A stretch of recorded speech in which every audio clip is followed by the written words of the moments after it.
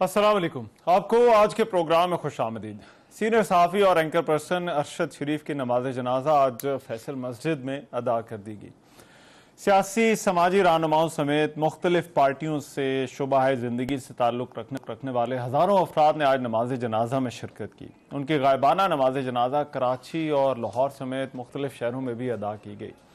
उनके चले जाने पर ना सिर्फ सहाफ़ी बरादरी गमज़दा है बल्कि पूरे पाकिस्तान में जो आम पाकिस्तानी है वो भी अफसरदा है। और इसी वजह से आज जब हम वहाँ पर मौजूद थे तो देखा कि बहुत सारे लोग उनको अलविदा कहने आए हुए थे और उनको फैसल मस्जिद के अहाते में जब अलविदा कहा जा रहा था तो उस वक्त इसी मामले पर प्रेस कॉन्फ्रेंसेस भी जो है वो जारी थी। अरशद शरीफ साहब का जो मामला है इससे जुड़े बहुत सारे सवालात हैं, बहुत ताने बाने जोड़े जा रहे हैं, इल्ज़ामात भी लग रहे हैं, मुख्तलिफ थेरीज जो है वो पेश की जा रही हैं। सबसे गुजारिश सिर्फ इतनी है कि कोई भी इन सवालात के जो है वो हतमी जवाबात दे दे, चाहे वो हमारे इदारे हों, चाहे वो कोई कमेटी हो, चाहे वो कोई जुडिशल कमीशन हो, चाहे वो हुकूमत हो या चाहे वो इमरान खान हो, क्योंकि जब तक ऐसा नहीं होगा ये मामला बड़ा तकलीफ देह है। इस मामले पर क्या साराइयाँ और इल्ज़ाम तराशियाँ यूं ही होती रहेंगी। बहरहाल आज की जो अहम बात थी, जो खबर थी, वो DGISI और DGISPR की एक प्रेस कॉन्फ्रेंस थी जिससे इस मामले पर भी उसमें जो है वो बात हुई, लेकिन साथ ही साथ कुछ और बड़े अमलात पर उसमें बात की गई। अब ये बड़ा गैर मामूली था कि DGISI ने इस तरह से मीडिया के सामने आकर उन मामलात पर बात की है जिन पर पिछले चंद माह हमारी सियासत का इन्हिसार रहा है। ये वो मामलात है जो तहरीक इंसाफ और मुल्की इदारों के दरमियान कहीं ना कहीं इन पर जो है वो डिस्कशन जो है वो होती रही। लेकिन आज की जो प्रेस कॉन्फ्रेंस में है इसमें इन्होंने बराह रास्त इन मामलात पर बात की और इनमें साइफर, तहरीक अदम एतमाद, आर्मी चीफ की एक्सटेंशन और मुज़ाकरात जैसे मामलात शामिल थे। मार्च के महीने में आर्मी चीफ को उनकी मुद्दत मुलाजमत में गैर मुहिना मुद्दत की तोसी की पेशकश भी की गई, मेरे सामने की गई। अगर आप समझते हैं कि आपका सुपा सलार गद्दार है, मीर जाफर है, तो उसकी मुद्दत मुलाजमत में इतनी तोसी क्यों दे रहे हैं? अजीब बात है। आप समझते हैं सुपा सलार गद्दार है, लेकिन आप उन्हें कह रहे हैं कि पूरी जिंदगी के लिए अगर आपने इस मुलाजमत में रहना है तो रहें। और अगर वो वाकई आपकी नज़र में गद्दार है, आपकी सोच में गद्दार है, तो फिर आज भी उनसे पसे पर्दा क्यों मिलते हैं? आप रात की खामोशी में बंद दरवाजों के पीछे हमें मिलें, अपनी आईनी गैर आईनी ख्वाहिशात का इजहार करें, वो भी आपका हक है। लेकिन ये नहीं हो सकता कि दिन की रोशनी में उसी बंदे को आप गद्दार कहें। मैंने जब खुद DGISI बना तो मेरे से पूछा गया कि पाकिस्तान का नंबर 1 मसला क्या है, तो मैंने कहा सर मेरी नज़र में ये हमारे मुआशी मसाइल हैं। बहरहाल जिन्होंने सवाल पूछा वो मेरी राय से मुत्तफिक नहीं हुए, उनकी नज़र में हिज़्ब इख्तिलाफ पाकिस्तान का सबसे बड़ा मसला था। ये मीर जाफर कहना, मीर सादक कहना, गद्दार कहना, न्यूट्रल कहना, जानवर कहना इसलिए नहीं है कि मेरे इदारे ने, मेरी एजेंसी ने, आर्मी चीफ ने गद्दारी की है। ये इसलिए भी नहीं है कि उन्होंने कोई गैर आईनी गैर कानूनी काम किया है। ये इसलिए है कि उन्होंने, उनके इदारे ने गैर आईनी गैर कानूनी काम करने से इनकार कर दिया। ISI ने बड़े वाज़े और प्रोफेशनल अंदाज में नेशनल सिक्योरिटी कमेटी को बता दिया था कि हुकूमत के खिलाफ किसी भी किस्म की साजिश के कोई शवाहिद नहीं मिले। ISI की साइफर से मुतालिक फाइंडिंग्स की किसी किस्म की साजिश को उनको उसके शवाहिद नहीं मिले। हम इन फाइंडिंग्स को कौम के सामने रखना चाहते थे, ताहम ये फैसला हमने उस वक्त की हुकूमत पर छोड़ दिया कि वो ISI की फाइंडिंग्स को पब्लिक करते, लेकिन ऐसा नहीं किया गया, बल्कि मजीद अफवाहें और झूठी खबरें फैलाई गईं जिसका मकसद सियासी फ़ायदा हासिल करना और एक मखसूस बयानिया तश्कील देना था कि हुकूमत के खिलाफ आइनी और कानूनी और सियासी मामले की बजाय अदम एतमाद की तहरीक रिजीम चेंज ऑपरेशन का हिस्सा थी। सियासी तौर पे इन्वॉल्वमेंट या किसी के हक में मदाखलत करना, ये इंस्टीट्यूशन ने एक बहुत सोच समझ के ये फैसला किया कि ये अब आगे ये नहीं चल सकता। और इंशाल्लाह आप देखेंगे कि we are going to stick to that and this is what our constitutional role is. और जैसे DGISI ने भी बड़ा क्लियरली कहा कि ISI भी वही काम करेगी जो उसको, जिसकी उसे आईन इजाजत देता है। حکومت بھی اس کے بعد میدان میں آئی اور سینئر حکومتی رہنماؤں نے پوری طرح سے D G I S P R اور D G I S I کی پریس کانفرنس کی تائید کی۔ اگر اس کے مفادات کے لیے کوئی ادارہ یا کوئی شخصیت جو ہے وہ کام کرے تو پھر اس کی تعریفیں ہیں، پھر وہ محب وطن ہے، پھر جو ہے وہ اس سے بڑھ کے کوئی نہیں۔ اور اگر اس کے مفادات کی کوئی اگینسٹ جائے تو پھر وہ جو ہے وہ نہ وہ چور ہے، وہ ڈاکو ہے، وہ میر جعفر ہے، وہ میر صادق ہے، اور وہ جو ہے وہ پھر غدار بھی ہے۔ تمام لائنیں جو ہے عمران خان کراس کر گیا ہے۔ ایک ہی مشن جو ہے انہوں نے بنا رکھا ہے کہ اس ملک کو نفرتوں کے ساتھ تقسیم کر دیا جائے، ادارے تقسیم کر دیے جائیں۔ سب سے بڑی واردات جو انہوں نے شروع کی سائفر سے شروع کی، منع کرنے کے باوجود اس نے ایک نیشنل سیکورٹی کا مسئلہ جو ہے اس کو اپنی سیاست کے لیے جو ہے استعمال کیا۔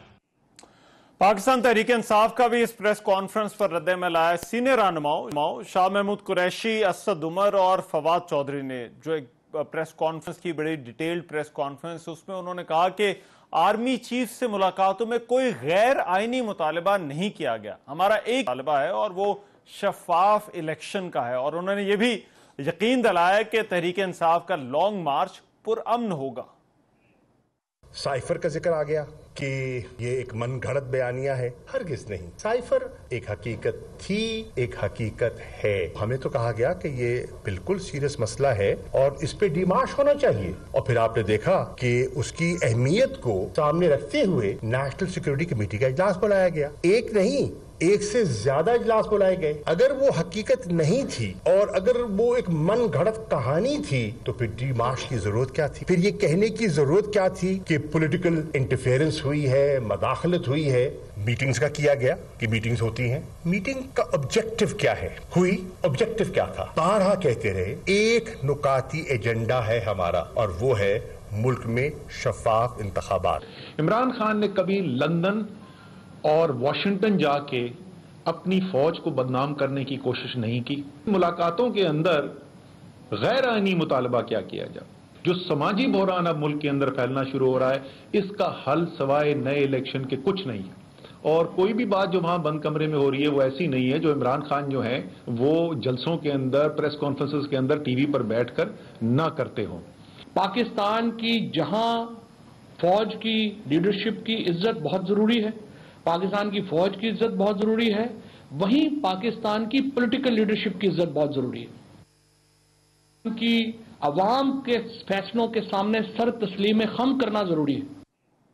آج یہ جو پریس کانفرنسز ہوئی ہیں، اس کے بعد ارشد شریف صاحب کے معاملے پر تحقیقات کس طرح سے آگے بڑھیں گی؟ کیا عمران خان نے سائفر کے معاملے پر غلط بیانی کی؟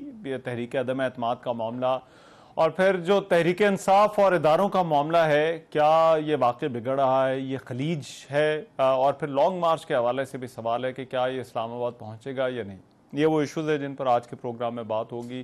ویری کوئکلی میرے ساتھ آج کے جو ڈیبیٹ میں مہمان موجود ہے، تعارف کرا دیتا ہے اوطال ترڑ صاحب، پاکستان مسلم لیگ نون سے میرے ساتھ اسلام آباد اسٹوڈیوز میں موجود ہیں، بہت شکریہ۔ اور حسان خاور صاحب پاکستان تحریک انصاف سے، وہ ہمارے ساتھ موجود ہوں گے۔ اور جو ہے وہ اطاولہ تارڑ صاحب اسپیشل اسسٹنٹ پرائم منسٹر بھی ہیں۔ میرے خیال ہے آپ سے ہی سر بات کا آغاز کر لیتے ہیں۔ گزارش یہ ہے کہ ایک تو یہ فرمائیے گا، یہ ارشد شریف صاحب کے معاملے سے جڑے بہت سارے سوالات ہیں، ان کے جوابات کون دے گا؟ اور دوسرا یہ کہ یہ جو آج کی جو پریس کانفرنس ہے، اس سے آپ کو کیا لگتا ہے یہ لانگ مارچ پر، باقی معاملات پر، سیاست پر کیا فرق پڑنے والا ہے؟ بہت شکریہ رحمان صاحب۔ دیکھیے، پہلے تو بہت ہی دکھ اور افسوس ہے، ارشد شریف صاحب نہ صرف ایک پیشہ ور صحافی تھے بلکہ ایک کمپیشنٹ ہیومن بینگ کے طور پہ جانے جاتے تھے، اور ہمارا ان سے اکثر انٹریکشن رہتا تھا ٹاک شو کے حوالے سے بھی، ویسے بھی۔ تو میں یہ سمجھتا ہوں کہ یہ پاکستان کا لاس ہے، let me state that at the very آؤٹ سیٹ، اور یہ بہت افسوسناک ہے جو ہوا ہے، الفاظ نہیں ہیں اس کو بیان کرنے کے لیے۔ اس کے جوابات دینے ہیں اس تحقیقاتی کمیشن نے جو گورنمنٹ بنانے جا رہی ہے۔ دیکھیے، ایک تو 2 ممبر ٹیم گئی ہے کینیا، جس میں ایک ایف آئی اے کے اسپیشلسٹ ہیں اطہر وحید صاحب، اور ایک آئی بی کے اسپیشلسٹ ہیں۔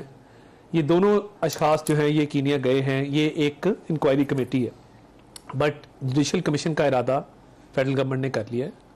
اس پہ جوڈیشل کمیشن بنایا جائے گا ہائیسٹ لیول پہ، اچھا، اور تمام اداروں کے، تحقیقاتی اداروں کے ریپس اس میں لیے جائیں گے، اور اس کو نہ صرف اس کمیشن کا قیام کیا جائے گا، اس کو کابینہ سے منظور کروایا دیکھیے جائے یہ گا۔ دو چیزیں ذرا سمجھا دیں، ایک انکوائری کمیٹی بنی ہے جی اور ایک جوڈیشل کمیشن اس کے بعد جو ہے وہ ایگزیکٹلی۔ سو وہ انکوائری کمیٹی اپنی کارروائی کرے گی اور وہ جوڈیشل کمیشن کو رپورٹ دے گی۔ دیکھیے وہ اگر جوڈیشل کمیشن یہ چاہے کہ وہ ان ممبرز کو کوآپٹ کر لے، کیونکہ گورنمنٹ آتھرائز تھی کہ وہ فوری طور پہ اس کی انکوائری شروع کرتے، اور اس کے لیے کینیا جانا ضروری تھا، تو کینیا جو ٹیم روانہ کی گئی ہے وہ بھی اپنی جو فائنڈنگز ہیں وہ گورنمنٹ کو سو سبمٹ امیجیٹ فائنڈنگ جو ہمارے پاس آئیں گی وہ انکوائری کمیٹی کی آئیں گی Exactly۔ اور اس کے بعد جو تفصیلی فائنڈنگز ہوں گی وہ جوڈیشل کمیشن۔ جوڈیشل کمیشن پورا اپنی تسلی سے، اور دیکھیے ہم یہ بھی آفر کرنا چاہتے ہیں ٹو دا بریفڈ فیملی کہ اگر وہ اقوام متحدہ کا کمیشن بنانا چاہیں، وہ اسکاٹ لینڈ یارڈ کا بنانا چاہیں، اس پہ پاکستانی گورنمنٹ پوری طرح جو ہے وہ متفق ہے، اور ہم اس پہ چاہتے ہیں کہ شفاف تحقیقات ہوں،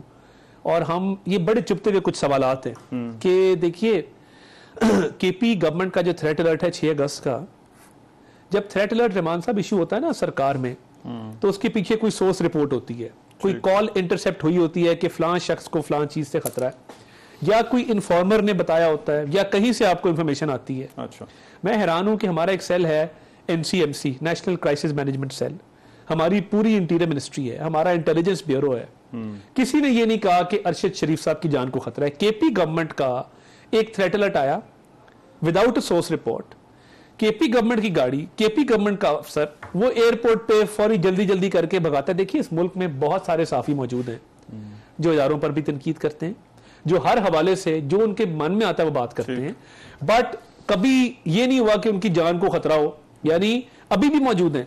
تو یہ کس نے کہا پاکستان چھوڑنے کا؟ دبئی سے کس نے کہا کینیا جانے کا؟ کینیا میں فارم ہاؤس کس کا تھا؟ خرم اور وقار نامی جو 2 اشخاص ہیں وہ کون تھے؟ سلمان اقبال صاحب کا اس سارے معاملے سے کیا تعلق ہے؟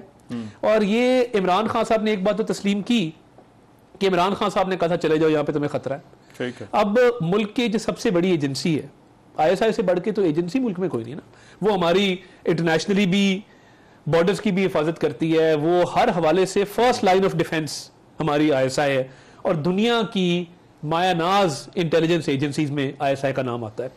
تو جب وہ کہہ رہے ہیں کہ ہمارا رابطہ بھی تھا اور خطرہ بھی کوئی نہیں تھا اور تحقیقات ہونی چاہیے کہ کس نے ملک چھوڑنے پہ مجبور کیا اور کیوں کیا، تو یہ بڑے یہ تو ہم کہہ رہے ہیں نا کہ ان سوالوں کے جواب کوئی بھی ہمیں دے دے جس کے پاس بھی ہیں، مگر حتمی جوابات ان کے جو ہے وہ آنا ضروری ہے۔ میں باقی وہ دوسرا ایشو بھی میں نے آپ سے پوچھا تھا لیکن اس کی طرف آتا ہوں، میں ذرا پہلے حسان خاور صاحب سے اسی ایشو کے اوپر جو ہے وہ بات کر لوں۔ حسان خاور صاحب، یہ ڈسٹرسٹ ظاہری بات ہے اس وقت اس معاملے کے اندر جو ہے وہ بہت زیادہ ہے۔ جو یہ بات کر رہے ہیں گورنمنٹ، عطا اللہ تاڑ صاحب بھی بتا رہے ہیں کہ گورنمنٹ یہ کہہ رہی ہے کہ اب اس کے اوپر دونوں چیزیں بن گئی ہیں، انکوائری کمیٹی بھی بن گئی ہے، جوڈیشل کمیشن بھی جو ہے وہ بن گیا ہے۔ آپ کو لگتا ہے کہ یہ معاملہ کہیں نہ کہیں جو ہے وہ پہنچے گا، یا وہ جو سوالات، جن تکلیف دہ سوالات کی ہم بات کر رہے ہیں ان کا جواب، کیونکہ اب یہ صرف یہ نہیں ہے کہ جرنلسٹ کمیونٹی میں جو ہے وہ یہ بات ہے، یہ بات اب ہمارے سیاسی بیانیوں میں بھی ہو رہی ہے، ہماری پولیٹیکل پارٹیز بھی جو ہے وہ اس ایشو کو جو ہے وہ کہیں نہ کہیں پر جو ہے وہ ان کے بیانیوں میں بھی جو ہے وہ اس معاملے کا ذکر ہو رہا ہے۔ اور یہ جو الزامات ہیں، یہ کیا سرائیاں ہیں، پھر یہ تب تک نہیں رکیں گی جب تک ان سوالات کے جوابات نہیں ہوں گے۔ بسم اللہ الرحمن الرحیم۔ جی دیکھیں، ارشد شریف صاحب کی شہادت کے جو واقعات ہیں، اس کے جو محرکات ہیں، یہ جو سوالات ہیں، اس کے جواب آنا قوم کے سامنے بہت ضروری ہے، اور یہ بہت سارے لوگوں کے لیے ضروری ہے۔ یہ سب سے پہلے تو ان کے خاندان کے لیے ضروری ہے تاکہ ان کو پتہ چلے کہ justice has been done, justice has been served.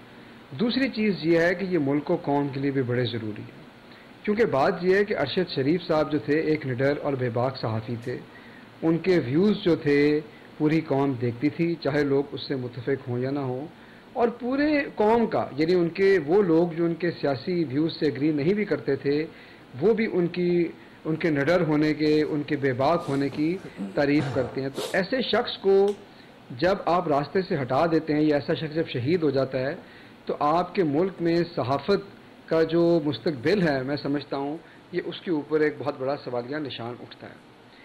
اچھا، اب آتی ہے بات تحقیق کی۔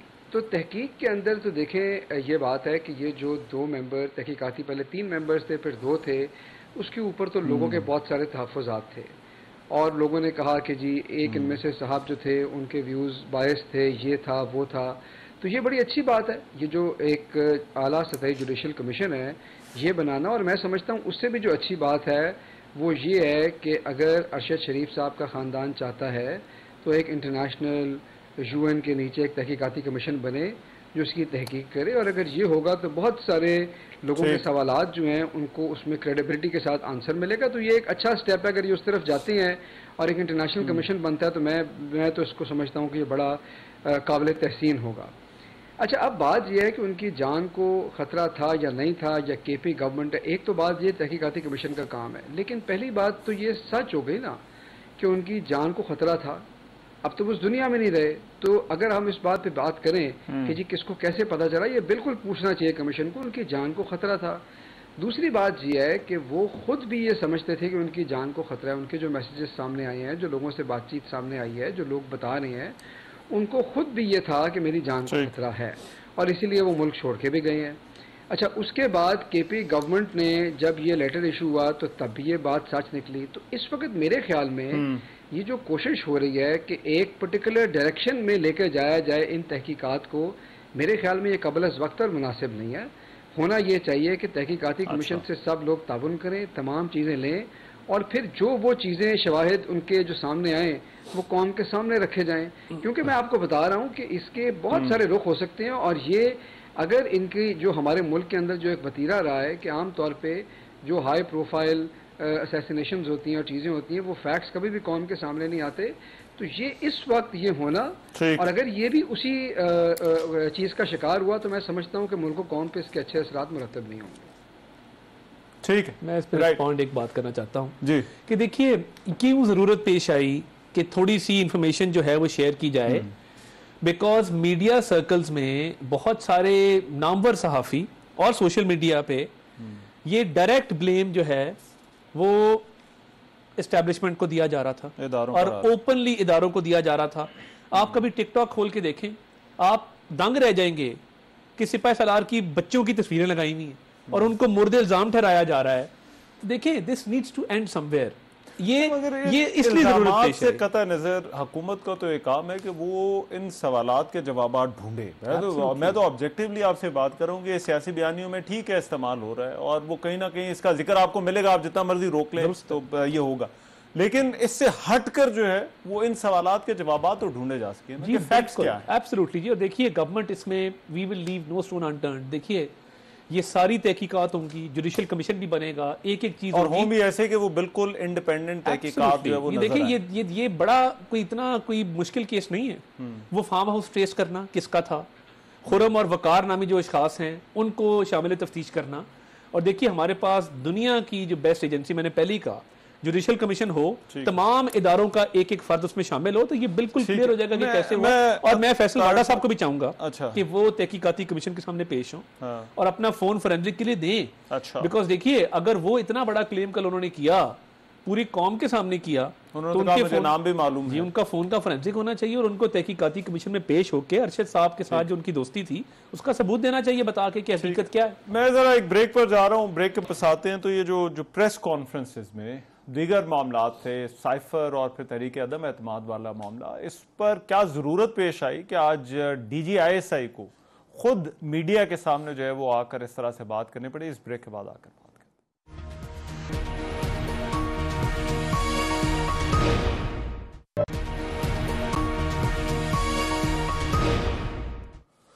بریک کے بعد پروگرام میں ایک مرتبہ پھر سے خوش آمدید. آج کی جو غیر معمولی پریس کانفرنس تھی، DG ISI کا میڈیا کے سامنے آنا اور ان تمام ایشوز کو ہیڈ آن ایڈریس کرنا جن میں تحریک عدم اعتماد، سائفر، مذاکرات کی باتیں، یہ وہ تمام ایشوز تھے جن کے ارد گرد ہماری سیاست پچھلے 2-2.5 ماہ 3 ماہ جو ہے وہ گھومتی رہی ہے. میں عطا اللہ اطہر صاحب، اب اس پہ بہت ساری چیزیں ہیں، مجھے سمجھ نہیں آ رہی کہ کہاں سے جو ہے وہ بات شروع کی جائے. لیکن ایک سوال اس کے بعد ضرور ہے کہ یہ باتیں حکومت کی جگہ DG ISI کو جو ہے وہ کرنے کی ضرورت کیوں پیش آئی؟ دیکھیے انہیں کیوں جو ہے وہ میڈیا پر آنا پڑا؟ دیکھیے ان کو بہت ساری چیزوں کے لیے بلیم کیا جا رہا تھا. دیکھیے ایک ادارہ ہے، وہ قربانیاں بھی دے رہا ہے، اس کے افسر شہید بھی ہو رہے ہیں، وہ سرحدوں کی حفاظت بھی کر رہا ہے. آپ آئے دن کبھی میر صادق، میر جعفر، کبھی آپ جانور، آپ طرح طرح کے تانے کسیں، دائرہ اسلام سے خارج کر دیں، کبھی کوئی گالی دیں. دیکھیے اس ملک میں دو چیزیں کبھی نہیں ہوئی. شہداء کا کبھی مذاق نہیں اڑایا گیا، شہداء کے خلاف کبھی کیمپینیں نہیں چلائی گئیں. یہ پہلی دفعہ تھا کہ شہداء کے خلاف پراپر ایک پلانڈ کیمپین اور پروپیگنڈا کیا گیا ہو. دیکھیے ایک لمٹ ہے نا، ایک ادارہ ایک حد تک چپ رہے گا، آپ الزام لگائی جا رہے ہیں اینڈ اس ادارے کی لمیٹیشن ہے، وہ جواب نہیں دے سکتے. جب پانی بالکل سر سے گزر جائے گا کسی کو تو جواب دینا ہے کہ آپ نے بالکل کارنر کر دیا، اور اس ادارے کی کنٹریبیوشن یہ ہے کہ فیکٹو سے آپ کو باہر نکالتے ہیں. یہ ادارہ نہ ہو تو پاکستان کی سالمیت جو ہے، مجھے بتائیں کہ پاکستان کی سیکیورٹی کا کیا بنے. اب آپ جب اس کو ویکن کر رہے ہیں تو آپ کس کا ایجنڈا پورا کر رہے ہیں.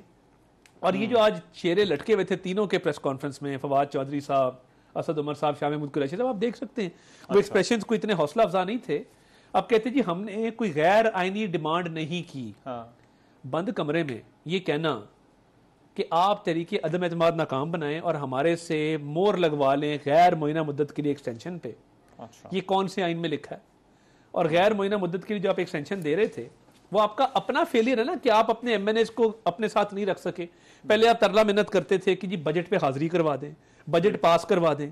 اب جب ایک ادارہ اے پولیٹیکل ہو گیا، اس نے سیاست سے اپنے آپ کو کہا کہ جی ہم نیوٹرل ہیں، آپ نے پہلے تانے دیے، پھر گالیاں دی، پھر آپ نے آفر کیا کہ جی غیر معینہ مدت کے لیے آپ کو ہم ایکسٹینشن دے دیتے ہیں. لیکن ابھی مذاکرات والی جو انہوں نے بات کی، انہوں نے کہا الیکشن کی ہم تو بات کریں، تو الیکشن کی بات کرنا کوئی غیر آئینی تو نہیں ہے. اگر لیٹس سے جس طرح سے پی ایم ایل این ہے، دھرنے کے دوران بھی آپ کو پتا ہے 2014 میں بھی بیک ڈور پر کہیں نہ کہیں پر جو ہے وہ بات اور ملاقاتیں ہوتی رہیں. درست ہے. تو کیا تحریک انصاف نے غلط کیا اگر وہ الیکشن کی بات کر نہیں رہے تھے نا؟ اچھا دیکھیں نا، رات کے اندھیرے میں مل کے کہنا کہ آپ ایکسٹینشن لے لیں انڈیفینٹ، اور ہمیں آپ یہ طریقے عدم اعتماد ناکام کروا دیں. نہیں، وہ ابھی مذاکرات والی جو بات تھی شاید اس میں انہوں نے کہا کہ مذاکرات والی بات میں ہم جو ہے وہ الیکشن کی بات چلے وہ کر رہے تھے، مگر جو آج پریس کانفرنس سے بات ہوئی غیر معینہ مدت کی ایکسٹینشن والی، وہ کس حوالے سے ہوئی تھی؟ یہ تو دیکھیں نا، فوج کے ادارے کے ساتھ کبھی تاریخ میں کسی نے بیوپار نہیں کیا، بارگیننگ اس طرح کی نہیں کی، کاروبار نہیں کیا. یہ بڑا افسوسناک ہے. ڈیل کرنے کے لیے انہوں نے نہیں، ڈیل تو ایک چھوٹا لفظ ہے.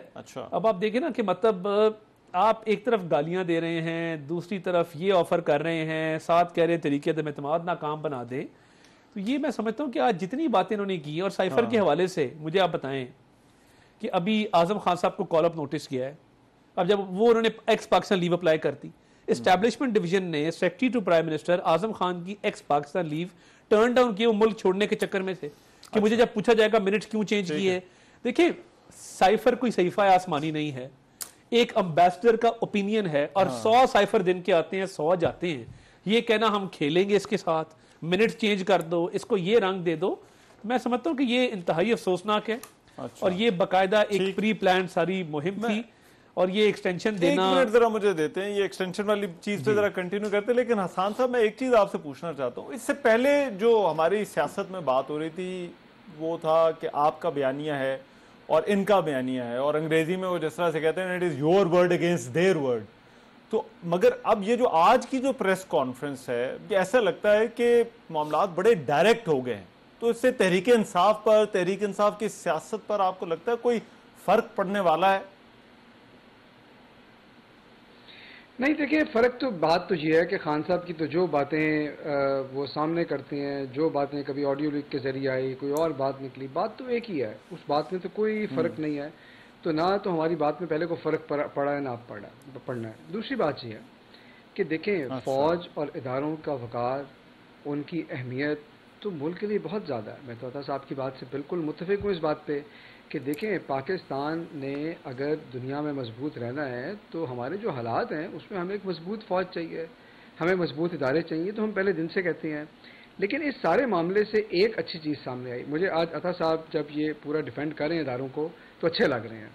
اور مجھے یاد آ رہا ہے کہ ان کی لیڈرز جو پہلے پریس کانفرنسز کرتے تھے 1-2 سال پہلے، تو کم از کم ایک تو اچھی چیز اس میں سے نکل آئی کہ کم از کم یہ اس پیج پہ آ گئے اور یہ ان کی تعریف کریں، ان کو جسٹیفائی کریں. یہ بڑی اچھی بات ہے، ہمیں کرنا چاہیے. دیکھیں بات یہ ہے کہ ایشو کیا ہے. اب آپ نے کہا کہ آج کیوں ڈی جی آئی جو ہیں اور ایس پی آر کیوں آئے، اس سے پہلے آپ نے ارشد شریف صاحب کی بات کی. یہ بات ٹھیک ہے. میں سمجھتا ہوں کہ اگر لوگ بھی پری میچورلی تحقیقاتی کمیشن کی رپورٹ سے پہلے اس قسم کی باتیں کریں گے، یہ ملک کے لیے خطرناک ہے. یعنی اگر کوئی اسٹیبلشمنٹ کا نام لے گا تو اس سے ہمارے ملک کا کوئی فائدہ نہیں ہو رہا. ہمارے ملک کا نقصان ہو رہا ہے، لیکن اس چیز کو سٹیم کرنے کا، ایڈریس کرنے کا ایک طریقہ ہے جو حکومت نے آج ابھی عطا صاحب نے بات کی، اور میں نے آپ پہلے بھی تعریف کی، بڑی اچھا طریقہ ہے کہ آپ کریڈیبل تحقیقات کرائیں. جب آپ کہتے ہیں کہ ہم ایک انٹرنیشنل کمیشن بنانے کو تیار ہیں تو تمام لوگ جو اس کے اندر متاثرہ پارٹیز ہوتی ہیں وہ یہ کہتی ہیں جی بڑی اچھی بات ہے، اس سے کریڈیبلٹی آئے گی. یہی رویہ کاش کہ ہم نے سائفر پہ رکھا ہوتا. یہ کہنا کہ جی سائفر کے اوپر یہ تھا یا وہ نہیں تھا، کئی قسم کی انکنسسٹنسیز آئیں کہ پہلے کہا گیا کہ جی سائفر حقیقت نہیں ہے، پھر کہا گیا کہ جی سائفر میں کچھ نہیں تھا، پھر کہا گیا جی سائفر تو گھوم ہی گیا، سائفر تھا نہیں. تو یہی رویہ جو آج ہم ارشد شریف صاحب کی شہادت پہ لے رہے ہیں، ہمیں سائفر کے اوپر بھی یہی کرنا چاہیے تھا کہ ہم کہتے، گورنمنٹ کہتی کہ جی آپ بتائیں کس سے تحقیق کرانی ہے. تو حسان بھائی اس سے پہلے اشاروں کنائیوں میں باتیں ہوتی تھیں، لیکن اب ایسا لگتا ہے کہ اس لڑائی کے اندر جو ہے وہ آل گلوز آر آف. آپ کو لگتا ہے کہ اس سے تحریک انصاف جو پالیٹکس کرتی ہے اس پر جو ہے وہ کوئی فرق پڑنے والا ہے؟ کہ آپ کے لیے سیاست مشکل نہیں ہو جائے گی؟ نہیں، دیکھیں بات یہ ہے کہ بات آپ جس طرف حوالہ دے رہے ہیں، پاکستان کی سیاست کے اندر اسٹیبلشمنٹ کا ایک رول تو ہے، اور میں آپ کو پھر یہ کہوں گا کہ یہ پاکستان میں جس نے بھی سیاست کرنی ہے یہ کو ایگزسٹنس کی سیاست ہے. اداروں کے ساتھ مل کے ہی چلنا چاہیے، اور گورنمنٹ تبھی اچھی چل سکتی ہے، ریفارم بھی تبھی ہو سکتے ہیں، اصلاحات بھی تبھی ہو سکتی ہیں کہ آپ جو ہے نا ایک دوسرے وہ لڑائی نہ کریں. لیکن بات یہ ہے کہ جب بھی اس طرح کا کوئی واقعہ ہوتا ہے، پولیٹیکل پارٹیز بھی اپنی سپیس کلیم کرتی ہیں، اسٹیبلشمنٹ کا ظاہر ہے کہ اپنا کردار ہے. میں سمجھتا ہوں کہ ایک ہیلدی ڈسکشن ہے کہ تمام چیزیں لوگوں کے سامنے رکھی جا رہی ہیں، ایک ڈبیٹ ہو رہی ہے. ڈبیٹ سے کبھی کسی کو نقصان نہیں ہوتا. اگر ایجنڈا ہو کہ پاکستان کو آگے لے کے جانا ہے تو ڈبیٹ سے کبھی کسی کا نقصان نہیں ہوگا، ڈبیٹ سے ملک اور قوم کا فائدہ ہی ہوگا. لیکن میں یہ کہہ رہا ہوں کہ ہر چیز کا it should not be my word against yours اور someone else's, it should be about a process. آپ پروسیس کو لے کے چلیں، جس چیز کی جو چیز متنازع ہے، جو کنٹروورسی آپ سوال یہ بھی ہے کہ یہ جو آج جو باتیں ہوئی ہیں کیا یہ ڈبیٹ کے لیے ہوئی ہیں یا پھر ریکارڈ کی درستگی کے لیے؟ عطا طاہر صاحب ذرا ان کو ایڈریس کیجیے گا. ایک بریک کے بعد میں آپ کے ایک بریک لے رہے واپس آ رہے ہیں.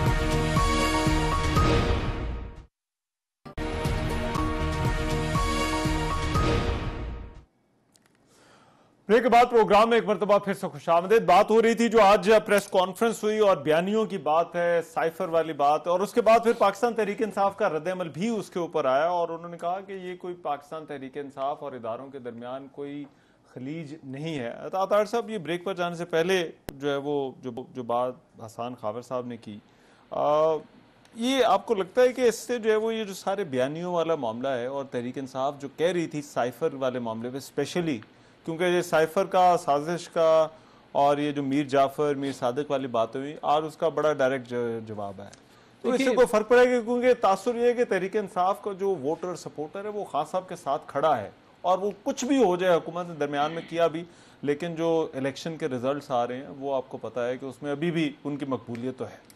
دیکھیے اس دفعہ جو بائی الیکشنز ہوئے ان کا رزلٹ خاصا حوصلہ افزا تھا. اچھا، آپ جہاں خان صاحب نہیں کھڑے ہوئے، آپ دیکھیں نا، افتخار بھنگو ہمارا شیخو پورہ سے جیتا، موسیٰ گیلانی صاحب نے سیٹ نکالی تو وہ 2-2 تھا. اب خان صاحب جہاں کھڑے ہوئے ہیں، خان صاحب کے مقابلے میں بلاول بھٹو صاحب کھڑے ہوتے، نواز شریف صاحب کھڑے ہوتے، شہباز شریف صاحب کھڑے ہوتے، مریم بی بی کھڑی ہوتی، پتہ لگتا. اب ہماری شجرہ منصب کو 7,000 ووٹوں سے ہرا دینا یا کسی کو 8,000 ووٹوں سے شکست دے دینا، ایک پارٹی کا چیئرمین لیڈر، تو یہ اگر ان کے امیدوار ہوتے تو رزلٹ بہت مختلف ہوتا. ووٹ بینک میں کمی واقع ہوئی ہے. جلسے دیکھیں لیٹلی جو خان صاحب کے جلسے ہوئے ہیں، عوام کی وہ تعداد آپ کو نظر نہیں آئے گی جو کسی زمانے میں ہوا کرتی تھی. بڑے بڑے کراؤڈ بھی خان صاحب نے پل کیے ہیں، یہ ماننے پڑے گی بات، مگر بات یہ ہے کہ یہ بیانیہ اوور ٹائم ڈائی ڈاؤن کیا ہے. اچھا، اور حقیقت سامنے آئی ہے. اور آج بھی جو پریس کانفرنس ہوئی، دیکھیے وہ ڈیبیٹ شروع کرنے کے لیے نہیں تھی. آئی ڈس ایگری ود حسان خاور صاحب ود ڈیو ریسپیکٹ، کہ وہ فیکٹس کو آن ریکارڈ پٹ اسٹریٹ کرنے کے لیے تھی کہ جی یہ حقیقت ہے، یہ ہم بیان کرنا چاہتے ہیں، کیونکہ ہم اب چپ رہے ہیں مگر آپ باز نہیں آ رہے. بات تو یہی ہے کہ آپ نے سوشل میڈیا کیمپینز بھی چلائی ہیں، جلسوں میں بھی آپ نے نعرے لگوائے ہیں، نیوٹرلز آپ کہتے ہیں، اور میں یہ سمجھتا ہوں کہ یہ بالکل ڈیبیٹ شروع کرنے کے لیے نہیں تھا. یہ ایک ڈائریکٹ رسپانس تھا. مجھے ایک چیز بتائیے کہ ایسا تو نہیں کہ پاکستان کی سیاسی جماعتیں سمجھتی ہیں کہ اینٹی اسٹیبلشمنٹ بیانیے سے ان کو ووٹ ملتا ہے؟ کیونکہ نون لیگ نے جب اینٹی اسٹیبلشمنٹ بیانیہ لیا تو نون لیگ ہم نے دیکھا ضمنی انتخابات جو ہے وہ جیتنا شروع ہو گئی جب خان صاحب کی گورنمنٹ تھی اور آپ لوگ سلیکٹڈ کی بات کرتے تھے. اور ابھی خان صاحب جو ہے وہ اینٹی اسٹیبلشمنٹ بیانیے پہ تو وہ بھی جو ہے دیکھیں میں یہ سمجھتا ہوں کہ لوگ ووٹ دیتے ہیں مہنگائی کے اوپر. دیکھیے نظریہ ایسی چیز ہے اس سے پیٹ نہیں بھرتا. اچھا پیٹ بھرتا ہے روٹی سے. اور میں یہ سمجھتا ہوں کہ جو ہم بائی الیکشن جیتے تھے خان صاحب کا فیلئر تھا, مہنگائی تھی, بے روزگاری تھی, اور وہ پرابلم ہم نے انہیرٹ کی نا. ہم نے اقتدار لیا تو اس کی ذمہ داری ہم پہ پڑ گئی, اس کے لیے ہم بلیم ہونا شروع ہو گئے. تو میں نہیں سمجھتا کہ اینٹی اسٹیبلشمنٹ بیانیہ ہمارے پاکستانی اگر دیکھیں نا, آپ اپنی ایک جنریشن اوپر بات کریں تو آپ کو آپ کے پیرنٹس بتائیں گے جی 65 تھی جنگ چسی فوجی ٹینکاں نو سلوٹ کر دے سی کھلو کے. لاہور کے رہنے والے, سینٹرل پنجاب کے, جہاں جہاں جنگ چھڑی ہے. تو دیکھیں ہم تو ان فیملی سے آتے ہیں کہ جن کے اندر فوج کی محبت کوٹ کوٹ کے بھری ہوتی ہے. دیکھیے جو ابھی حسان صاحب نے بات کی, ہم نے کبھی ریڈ لائن کراس نہیں کی تھی. اچھا ہم ضرور تنقید کرتے تھے ایک تہذیب و تمدن کے دائرے میں رہ کے, اور ہم کیا کہتے تھے کہ جی ووٹ کو عزت دو. کہ ووٹ لائن ہے کیا؟ دیکھیں آپ کسی بھی ادارے کے خلاف جب کہیں کہ ادارہ سازشی ہے, غدار ہے, ادارہ غدار ہے اور ادارے کا سربراہ غدار ہے, آپ بغاوت پہ اکسائے جو شہباز گل نے کیا. دیکھیں نواز شریف صاحب کیا کہتے تھے, وہ ایک کانسٹیٹیوشنل فریم ورک کی بات کرتے تھے. اور خان صاحب کا پرابلم کیا ہے کہ ادارہ کہہ رہا ہے کہ ہم نیوٹرل اور اے پولیٹیکل ہو گئے ہیں. ہم نے اس کے بعد تنقید نہیں کی جب یہ ادارے نے سٹانس لیا. اس کے بعد کیا ہوا, اس پہ حملے شروع کر دیے. یہ کیا واقعی حسان خاور صاحب, تحریک انصاف نے اور عمران خان نے ریڈ لائن کراس کی؟ ذرا ایک بریک کے بعد چلیں, مجھے ایک بریک کا بھی کہا جا رہا ہے. بریک کے بعد میں آتا ہوں, پھر ذرا تفصیل کے ساتھ اس کا جواب دیجیے.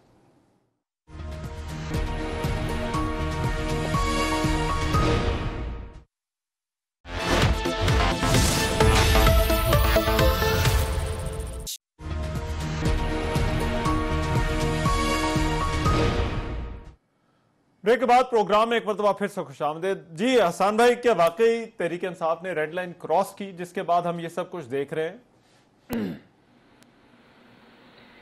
میں تو بالکل نہیں سمجھتا کہ کوئی ریڈ لائن کراس کی ہے. دیکھیں بات یہ تو ملک و قوم کے اہم ایشوز ہیں, اس کے اوپر بات ہوئی ہے. میں آپ کو پھر کہوں گا کہ کسی ایک کے ویو سے, عمران خان صاحب کے ویو سے, پاکستان تحریک انصاف کے ویو سے کچھ لوگ ڈس ایگری کر سکتے ہیں, لیکن میں آپ کو یہ بتاؤں کہ یہ سمجھنا پڑے گا کہ پچھلے کچھ مہینوں کے اندر جب سے یہ سارا رجیم چینج ہوا, اس کے بعد ملک کی سیاسی صورتحال بدلی ہے, لوگوں کی سوچ بدلی ہے. یہ بات عطا صاحب کی صحیح ہے کہ لوگوں کے لیے کھانا, رہنا, بجلی یہ چیزیں اہم ہیں, لیکن لوگوں نے یہ پورے اس آپریشن کو ریجیکٹ کر دیا ہے. ٹھیک ہے, جو 17 جولائی کے پنجاب کے ضمنی الیکشن تھے اس میں لوگوں نے اس ایکسپیریمنٹ کو ریجیکٹ کیا. یہ ٹھیک کہتے ہیں کہ ان کی پارٹی کی پرفارمنس اگر آپ 17 جولائی کو اور بعد میں قومی اسمبلی کے حلقوں میں دیکھیں تو فرق ہے. اس کی وجہ یہ ہے کہ انہوں نے وہ لوگ کھڑے کیے جو لوٹے تھے, اور لوگوں کو یہ بات نہیں سمجھ آئی کہ ان لوگوں نے سب پارٹیوں نے مل کے ہاتھ ملائے جو ایک دوسرے سے دست و گریباں تھے, ایک دوسرے کے خلاف بات کرتے تھے, کہتے تھے یہ کرپٹ ہیں, انہوں نے ملک کو لوٹا. اس کے بعد لوٹوں کو خریدا گیا, ان لوٹوں کو کھڑا کیا گیا. 17 جولائی ان کے لیے سرپرائز تھا.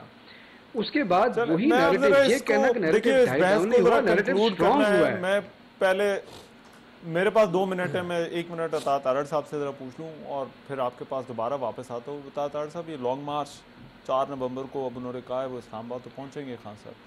کوئی حکومت پر آپ کو لگتا ہے کہ کل سے لے کر 4 نومبر تک کوئی فرق پڑ جائے گا, کوئی بات ہوگی؟ میرے پاس بڑی دلچسپ معلومات ہے آپ سے شیئر کریں. اچھا پہلے بتاتے, پھر آپ سے پہلے پوچھ لیتے. وہ پی ٹی آئی کے جو ڈونرز تھے نا جنہوں نے پیسے کمٹ کیے تھے کہ آپ نکلیں, تو وہ تقریباً آج سارے بیک آؤٹ کر گئے. اچھا, اور اب پی ٹی آئی کے آپس میں لوگوں کی چہمگوئیاں ہو رہی ہیں کہ یہ کامیاب نہیں ہوگا. جب ایک پارٹی کے آرگنائزر آپس میں یہ بات کرنا شروع کر دیں کہ جی یہ کامیاب نہیں ہوگا, یہ تو بڑا فیلئر ہو گیا, ہم ایکسپوز ہو گئے, تو میں نہیں سمجھتا گورنمنٹ کو فرق پڑے گا. رانا ثناء اللہ صاحب نے یہاں پورا بندوبست کیا ہوا ہے. ہم نے نہ صرف اسلام آباد پولیس بلکہ رینجرز, ایف سی, فوج کے بھی احتجاج کی تو اجازت ہوگی نا, پرامن احتجاج ضرور کریں, مگر سپریم کورٹ میں ایک کیس چل رہا ہے. یہ پچھلی دفعہ انہیں کہا گیا تھا ایک جگہ جائیں, وہاں نہیں گئے. سپریم کورٹ کے آرڈر کی خلاف ورزی کرتے ہوئے یہ ریڈ زون کی طرف انہوں نے ایڈوانس کرنے کی کوشش کی, اس میں جواب طلب کیا سپریم کورٹ نے. پرامن احتجاج جہاں مرضی کریں, لاشیں نہ گرانے دیں گے، ابھی نہ ریڈ خون زون بہنے دیں گے. آپ کہہ رہے سر ہیں ریڈ زون تو پہلے ہی طے ہے نا کہ ریڈ زون میں احتجاج نہیں ہو سکتا. سرکاری بلڈنگز مگر ہیں. اسلام آباد آنے دیں گے انہیں؟ ضرور آئیں، 100 دفعہ آئیں اور آ کے H9 کوئی پنجاب اسلام آباد آ کے جائیں درمیان F9 جو پارک ہے- میں کر لیں اچھا اور جہاں مرضی کریں. But red zone sensitive installations جہاں پہ حکومت کا جو ہے وہ کار سرکار میں مداخلت ہو وہ نہیں ہوگا. لیکن اس دوران کل سے لے کر 4 نومبر تک حکومت پر کوئی فرق نہیں پڑنے میرا نہیں والا. خیال جی، میں ابھی پرائم منسٹر صاحب کو مل کے آیا ہوں. اچھا وہ کہتے ہیں نا ہی اسکول ایز اے کیوکمبر. اچھا تو بس ٹھیک ہے انشاءاللہ بالکل دیکھیں گے. حسان بھائی کیا وہ حکومت تو کہہ رہی کوئی فرق نہیں پڑے گا، اور ویسے تاریخ بھی یہ ہے کہ مارچز سے حکومتیں جاتی تو نہیں ہے. سر تاریخیں بات یہ ہے کہ تاریخیں بدلتی بھی ہیں، اور دوسری بات یہ ہے کہ بالکل پرامن احتجاج ہوگا. جو عدالت عظمیٰ کی ڈائریکشن ہوگی بالکل اس کے اندر رہتے ہوئے ہوگا. بڑی کلیئر انسٹرکشنز ہیں، لیکن لوگوں کو نکلنے سے، اپنے جذبات کا اظہار کرنے سے آپ روک نہیں سکتے. اور یہ تاریخ رقم ہوگی جس تعداد میں لوگ نکلیں گے، کیونکہ لوگوں میں جو غم و غصہ ہے، جو رنج ہے، جو فرسٹریشن ہے، اس کا شاید ان کو اندازہ ہی نہیں ہے. جب آپ جاتے ہیں آپ دیکھیں گے یہ پاکستان کی تاریخ میں انشاءاللہ ایک تاریخی مارچ ہوگا، لیکن انشاءاللہ پرامن مارچ. ٹھیک ہے، بہت شکریہ حسان خاور صاحب، عطا اللہ تارڑ صاحب. آج کے پروگرام سے اتنا، اجازت دیجیے، اللہ نے کے بعد.